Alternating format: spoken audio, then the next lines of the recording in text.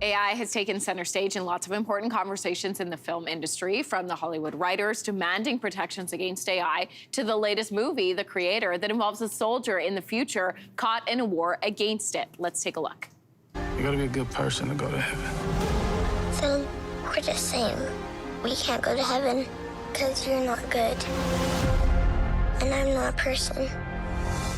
Okay, we got film critic Rad here with all the details. Great to see you. Great to see you. Okay, so we're going to talk about this movie coming up. Before we get there, though, it's obviously been a big week. We know that the Hollywood writers are back to work, the Screen Actors Guild. They're meeting on Monday, so what can we expect? Yeah, well, look, I think the deal that the writers, the one that they've fought so hard for, what they got is really, it'll probably give the SAG, the Screen Actors Guild, a lot of hope, because, you know, the writers, they won, you know, 12.5% in terms of pay increases cumulatively over the next few years.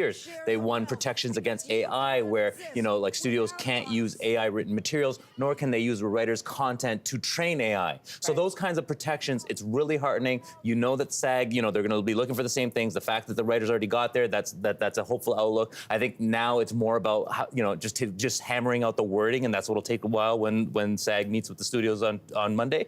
And so, yeah, like you said, writers are back to work. The daytime talk shows and the late night talk shows are already ready to get going. As soon as those actors are back on set, we could have a movie industry again. We can have some content. Yes. Okay, so speaking of content, we've got the movies, The Creator. It's talking a lot about AI. Tell us about this one. Well, yeah, like, so it's not about a strike, though. It is about, you know what? I actually really appreciate this movie. I wish more movies went for it the way this movie does, because this movie wants to be the apocalypse now of sci-fi movies, okay? Like, we all have dreams, right? Like, it's that's something to shoot for. It's basically about, you know, John David Washington, Denzel's son. He's playing a soldier. As you mentioned, he's protecting the chosen one for AI, a young child who is supposed to save the day for AI in this war against humans.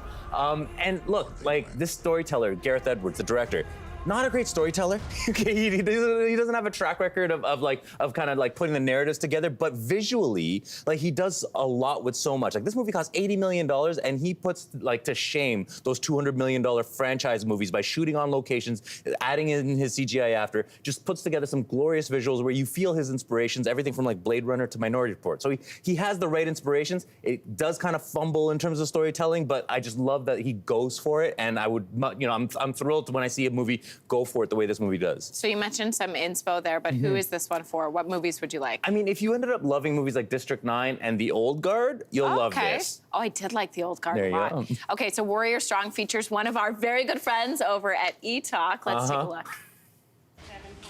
We're gonna have to keep him here a little bit longer. I need to run a few more tests. But he's gonna be okay, right? Mild heart attack. I didn't know you could have a mild heart attack. He's gonna be okay. So that is obviously Sonia Mungat. Tell me more about this one. Well, when I was watching it, I had no idea that was coming. So I'm like, Sonia, what are you doing on the screen? Like, what's happening here?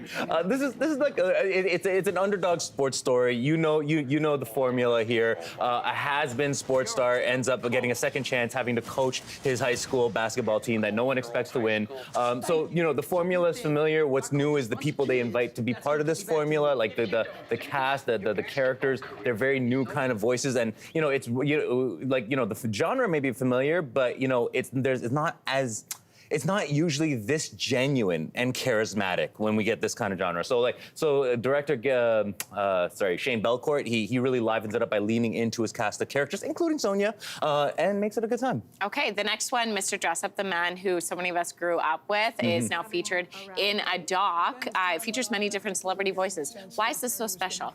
I mean, like, we all grew up with Mr. Dressup, right? I mean, look, the documentary is not imaginative. It's a very straightforward A to B documentary about his life, about his achievements, about his legacy, but it does bring together all these people who are connected by that legacy. People who watch him, like Michael J. Fox and Graham Greene and Paul Sun Lee and Bare Naked Ladies, all talking about how he touched their lives, how he touched our lives.